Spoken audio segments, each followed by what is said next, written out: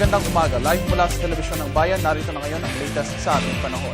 Mga kaibigan, ang bagyong si Glenda ay kasalukuyang nandito ngayon sa may Bagak, Bataan at nagpapatuloy sa pagkilos nito patungo sa kanluran, bahagi ng bansa.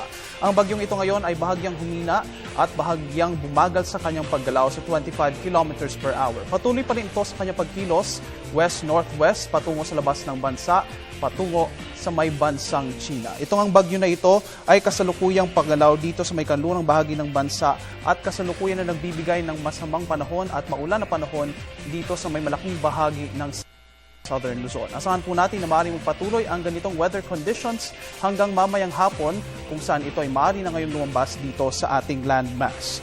Mga kaibigan, mamaya po sa aming pagbabalik, aming ibibigay sa inyo kung ano nga bang mga areas ang siyang naapektuhan ng storm surge o ang pagtaas ng alon dito sa ating bansa. Yan matapos ang isang paalala.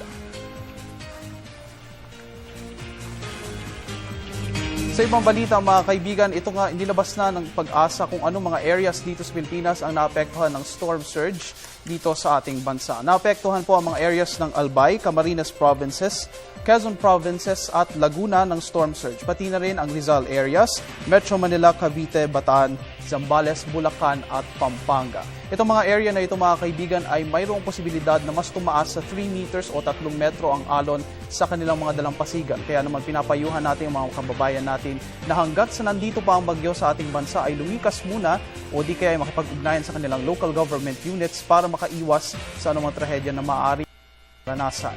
Ito nga pong pagbagyo na ito ay nagdadala ng mataas na alon dito sa ating karagatan at maliban sa gale warning na inisyu ng Pag-asa ay tumataas rin ang alon sa ating mga beaches. Kaya naman kung maaari lamang ay umiwas na tayo sa ating mga dalampasigan ngayong araw. Magbibigay ng latest update ang Pag-asa mamaya at kayo ay maaaring umantabay dito sa Telebisyon ng Bayan para sa latest updates tungkol sa bagyong Glenda. At yan ang latest mula dito sa Panahon TV, natin sa inyo ng Air 21.